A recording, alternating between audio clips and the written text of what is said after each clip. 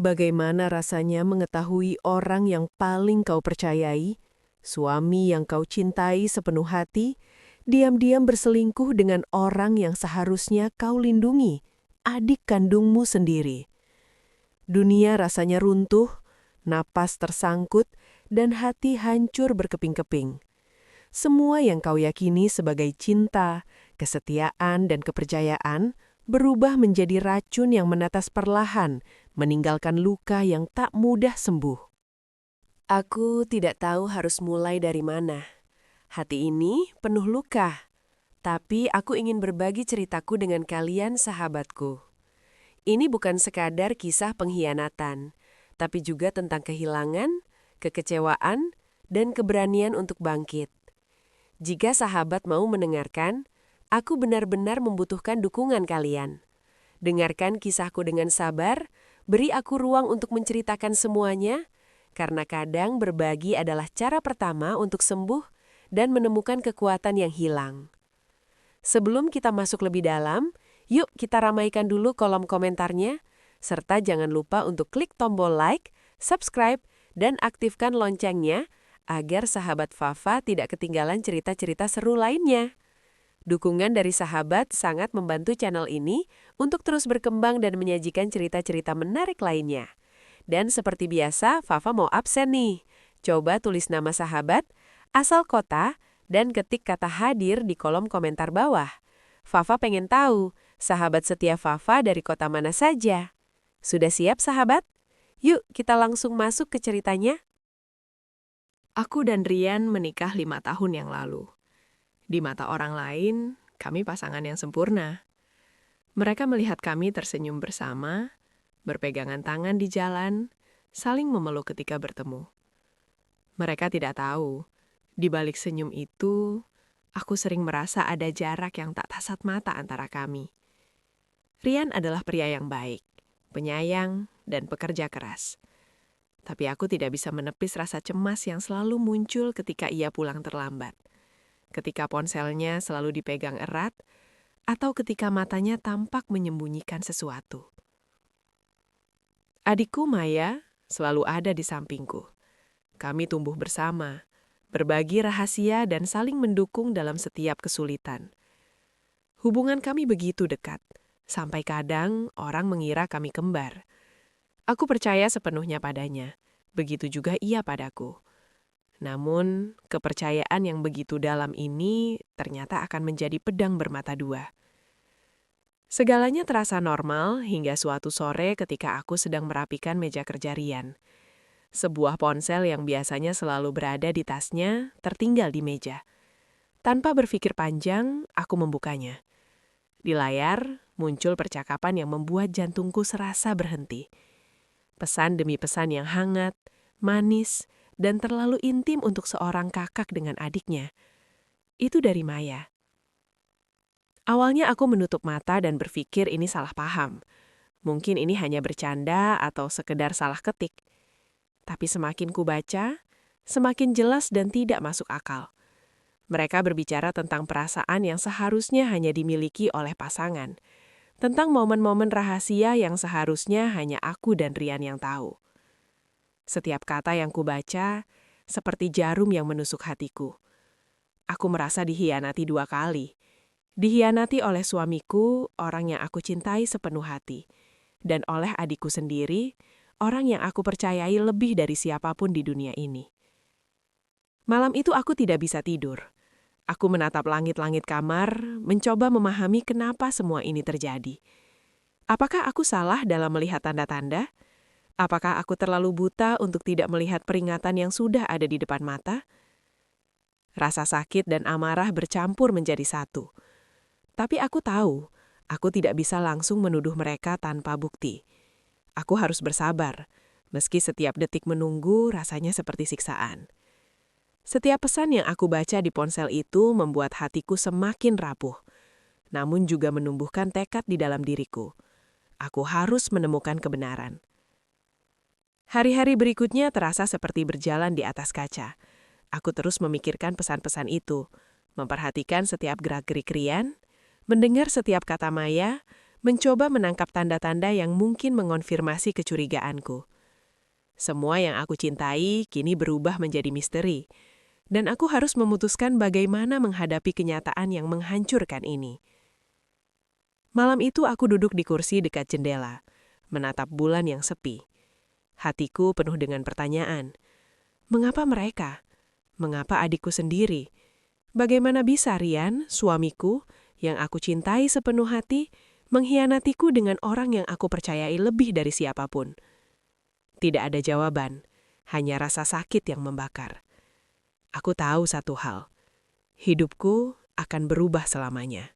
Pagi itu, aku memutuskan untuk menghadapi Maya terlebih dahulu. Nafasku berat, tangan ini gemetar. Tapi aku tahu, aku harus menuntaskan rasa sakit ini, meski itu berarti menembus hati yang paling dekat denganku. Maya, kita perlu bicara. Suaraku serak saat aku menatapnya di ruang tamu. Wajahnya pucat seolah tahu bahwa aku telah mengetahui semuanya. Ia hanya menunduk, tidak bisa menatapku. Aku merasakan kemarahan menggelegak di dalam dada, tapi aku mencoba memulai dengan tenang. Kenapa kamu melakukan ini padaku? Dengan Rian, dengan kakakmu sendiri. Suaraku nyaris pecah. Maya mengangkat wajahnya, air mata menetes di pipinya. Aku tidak tahu harus bagaimana, Kak. Aku tidak bermaksud menyakiti. Aku hanya merasa sendiri. Rian, dia memperhatikan aku dengan cara yang aku rindukan. Dan aku... Suaranya putus-putus, dan kata-katanya terasa seperti duri yang menusuk jantungku. Rasa sepi, itu alasanmu mengkhianatiku, menghancurkan keluargamu sendiri. Aku menjerit, air mata ikut tumpah. Rasanya dunia ini runtuh. Bagaimana bisa seseorang yang aku cintai, seseorang yang aku lindungi melakukan hal sekejam ini padaku? Maya mencoba mendekat, tapi aku mundur. Jarak itu terasa seperti jurang antara aku dan orang yang aku cintai. Kamu bukan adikku lagi. Kamu telah memilih jalannya sendiri. Aku berkata, suaraku pecah dan gemetar. Rian masuk ke ruang tamu pada saat itu. Tatapannya dingin, tapi ada rasa takut yang terselip di matanya. Aku bisa jelaskan. Jelaskan? Apa yang bisa dijelaskan, Rian? Bahwa kamu tidur dengan adikku sendiri?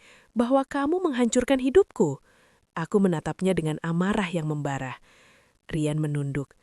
Aku tidak bermaksud. Itu terjadi begitu saja. Aku masih mencintaimu, tapi aku tidak bisa menolak. Maya. Kata-katanya tersendat, tapi tidak ada yang meringankan sakit hatiku. Aku menatap mereka berdua, tidak percaya. Dua orang yang paling aku cintai berdiri di hadapanku dengan pengkhianatan mereka terbuka nyata.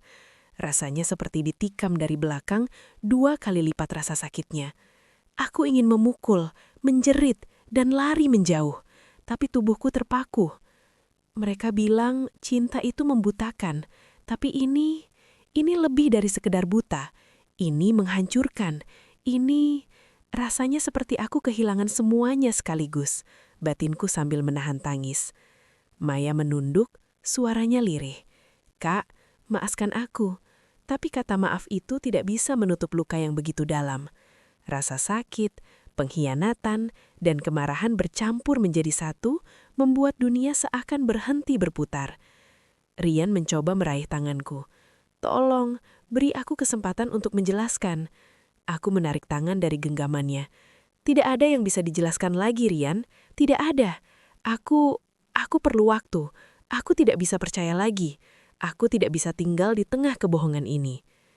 Malam itu aku duduk sendirian di kamar, menatap dinding yang hampa. Setiap detik terasa menyiksa. Aku tidak tahu bagaimana bisa bangkit dari pengkhianatan ini. Hatiku hancur, tapi di antara serpihan itu muncul satu tekad. Aku tidak akan membiarkan mereka menghancurkan hidupku lebih jauh lagi.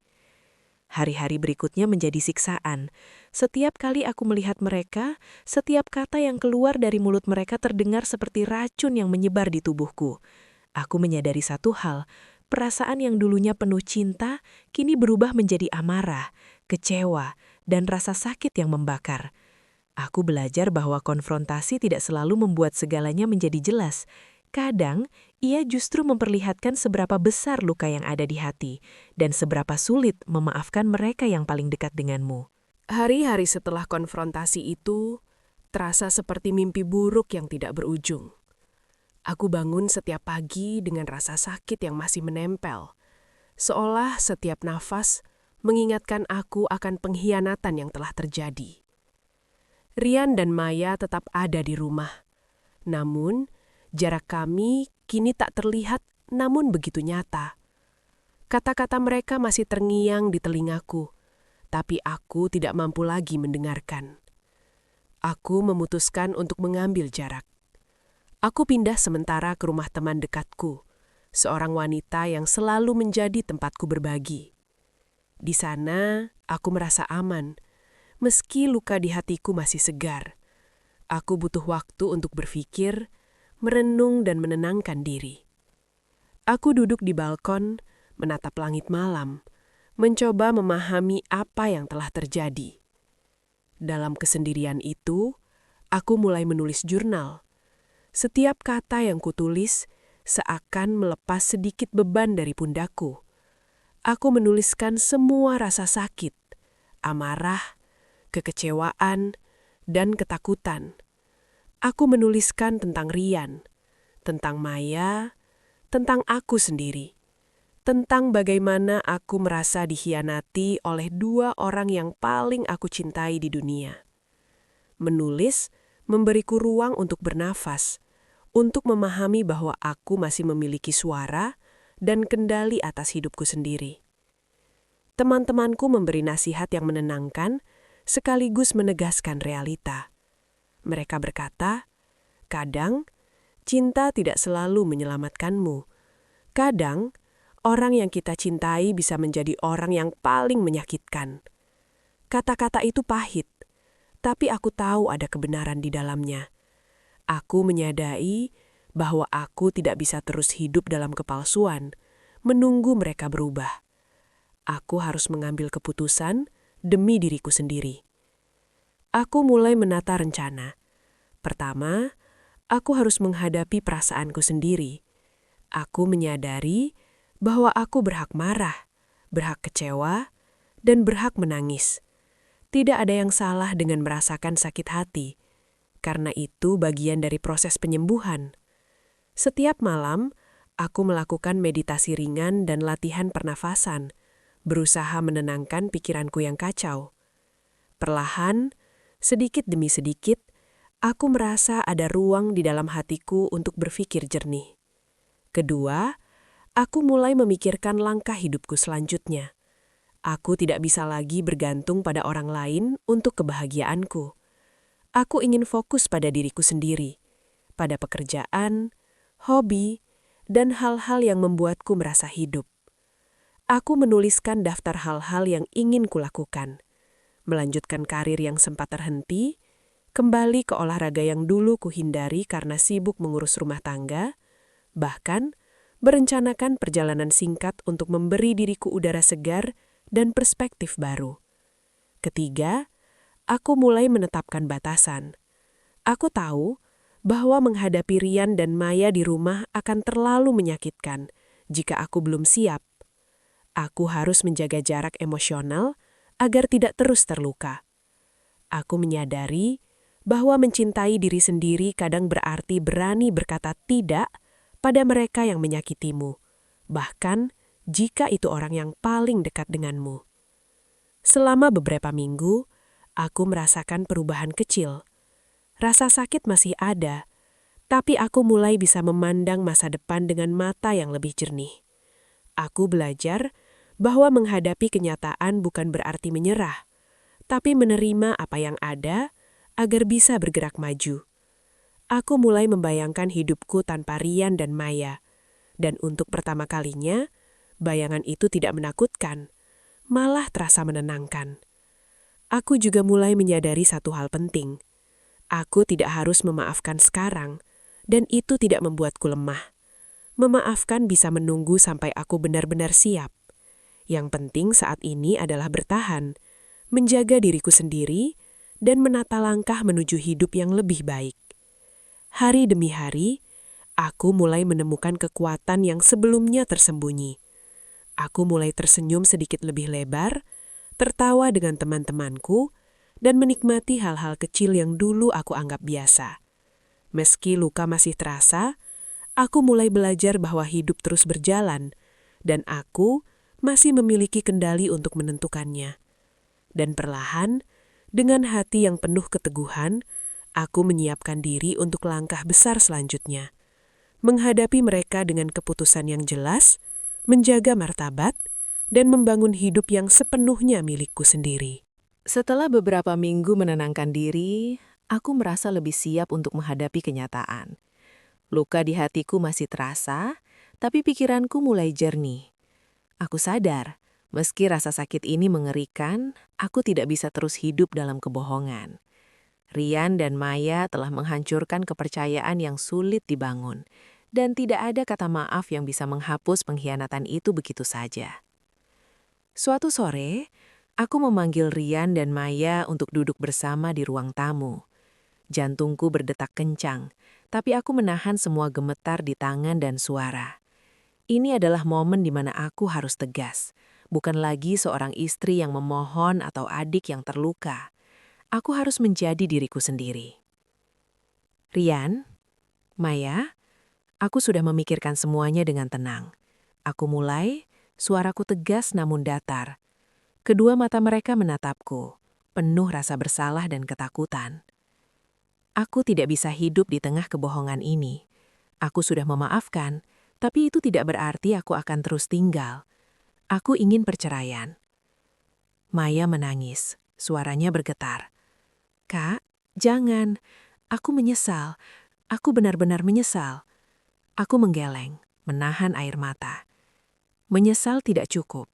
Aku merasa dikhianati oleh dua orang yang paling aku cintai. Aku tidak bisa melanjutkan hidup seperti ini. Aku butuh ruang, aku butuh kebebasan. Dan yang terpenting, aku harus mencintai diriku sendiri lebih dulu. Rian mencoba berbicara, tapi aku memotongnya. Tidak, Rian. Tidak ada penjelasan yang bisa memperbaiki apa yang sudah rusak. Aku sudah cukup menderita. Aku tidak mau menjadi korban dalam hidupku sendiri. Aku memilih jalan yang benar untuk diriku sendiri. Proses perceraian tidak mudah. Banyak dokumen, banyak pertanyaan, banyak kenangan yang tiba-tiba terasa pahit. Namun setiap kali aku menandatangani satu dokumen, aku merasa seperti membebaskan diri dari belenggu pengkhianatan. Aku mulai merasakan kekuatan yang belum pernah aku sadari sebelumnya. Rasa sakit masih ada, tapi aku tahu ini adalah jalan menuju kebebasan. Selama proses itu, aku menghadapi banyak pertanyaan dari keluarga dan teman. Beberapa mencoba menasihati agar aku memberi kesempatan lagi, tapi aku tahu hati nurani sendiri adalah penuntun terbaik. Aku tidak bisa mengorbankan harga diriku demi rasa cinta yang sudah berubah menjadi racun. Aku belajar bahwa cinta yang menghancurkan bukanlah cinta, dan kadang keberanian berarti meninggalkan orang yang pernah kau cintai demi dirimu sendiri. Hari-hari berikutnya aku fokus pada diriku. Aku menata ulang rutinitas, membersihkan rumah, dan mulai melakukan hal-hal yang dulu aku tinggalkan. Aku kembali ke pekerjaan dengan semangat baru, mengikuti kelas yoga untuk menenangkan pikiran, dan bahkan memulai perjalanan singkat ke kota lain untuk melihat dunia dari perspektif yang berbeda. Rasa sakit perlahan berubah menjadi kekuatan. Aku merasa lebih hidup daripada sebelumnya. Setiap langkah yang aku ambil, setiap keputusan yang aku buat adalah bukti bahwa aku mampu menghadapi kenyataan dan tetap tegar. Aku belajar bahwa harga diri bukan hanya tentang bagaimana orang lain memperlakukanmu, tapi tentang bagaimana kau memilih memperlakukan dirimu sendiri. Rian dan Maya kini bukan lagi pusat hidupku. Mereka tetap bagian dari masa lalu, tapi aku tidak lagi membiarkan mereka mengendalikan emosiku. Aku belajar menegaskan batasan, menjaga jarak, dan fokus pada hal-hal yang membuatku merasa utuh. Pada akhirnya, keputusan untuk perceraian bukan sekadar melepaskan mereka, tapi juga melepaskan diriku dari rasa sakit, pengkhianatan, dan kebingungan. Aku belajar bahwa mencintai diri sendiri kadang berarti memilih sendiri jalannya, meski itu sulit dan menyakitkan. Dan di tengah semua luka ini, aku mulai tersenyum lagi. Bukan senyum pura-pura, tapi senyum yang lahir dari kekuatan batin. Aku tahu, perjalanan belum selesai, tapi aku sudah menapaki jalan yang benar untuk diriku sendiri. Jalan yang penuh harga diri, keberanian, dan cinta yang tulus. Cinta untuk diriku sendiri. Bulan-bulan setelah perceraian adalah masa yang penuh tantangan, tapi juga penuh pelajaran berharga. Awalnya, setiap pagi aku bangun dengan rasa hampa dan kesedihan yang menekan dada. Kenangan tentang Rian dan Maya sering muncul tanpa diundang.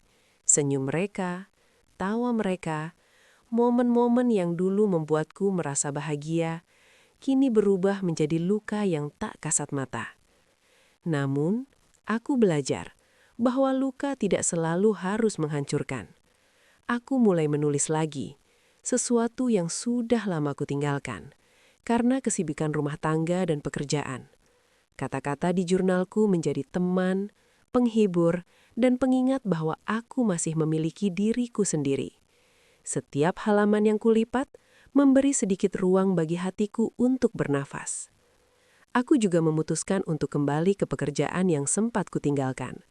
Proyek-proyek baru memberiku tujuan, fokus, dan rasa pencapaian yang sebelumnya tidak aku rasakan. Aku menyadari bahwa kebahagiaan tidak selalu datang dari orang lain.